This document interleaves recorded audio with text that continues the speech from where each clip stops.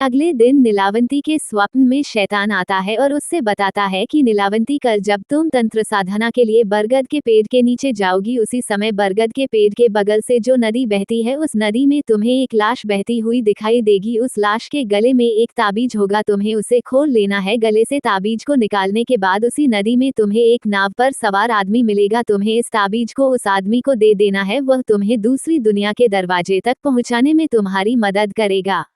उस शैतान ने नीलावंती से ये भी कहा कि तुम्हें अपनी दुनिया में वापस लौटने का सिर्फ यही एक ही मौका मिलेगा, दोबारा नहीं। अगले दिन नीलावंती बहुत खुश हुई और रात के समय बरगद के पेड़ के नीचे चली गई। वह तंत्र साधना करके अपनी रक्त की तथा पशु पक्षी की बलि दे ही रही थी कि उसे नदी के किनारे एक लाश बहती हुई दिखाई देती है। नीलावंती उस लाश के पास जाती है और उसके गले में बंधे हुए ताबीज को निकालने की कोशिश करती है। उसी समय वहां पर वह व्यापारी भी आ गया, जो अपने असली शैतानी रूप में आ गया था। वह ताबीज की पहली गांठ खोल पाई थी, दूसरा खोलने ही वाली थी कि गांव वाले वहां आ गए और नीलावंती को नरभक्षी समझकर कहने लगे कि ये दोनों शैतान है, ये दोनों तो सभी गांव वालों को मार डालेंगे, अतः इन दोनों को मार डालो।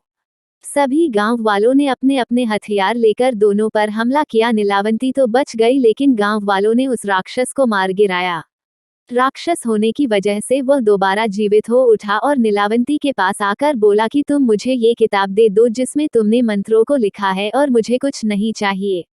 तब नीलावंती ने सोचा कि यदि यह किताब इस शैतान को मिल गया तो ये दुनिया के लिए अनर्थ साबित हो सकता है। अतः नीलावंती ने उस किताब को श्रापित करते हुए कहा कि जिसने लालच में आकर इस किताब को पूरा पढ़ लिया, उसकी तुरंत मृत्यु हो जाएगी, और जिसने इस किताब को आधा पका बीच में ही छोड़ दिया, वह पागल हो जाएगा। ये कहकर नीलावंती उस किताब को लेकर भाग गई। उसके बाद नीलावंती का आज तक पता नहीं चला कि वह कहाँ गई।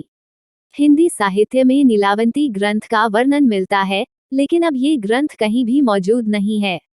यहाँ तक कहा जाता है कि शापित होने के कारण ये ग्रंथ भारत में बैन है, लेकिन इस बात का कहीं प्रमाण नहीं मिलता है। हालांकि इंटरनेट पर नीलावंती ग्रंथ के कुछ अंश मिलते हैं, लेकिन ये असली हैं या नहीं, इस बारे में कुछ नहीं कहा जा सकता है, ना ही इस बारे में कि इस ग्रंथ से जुड़े तथ्य सत्य हैं या नहीं। तब तक सुनते रहिए।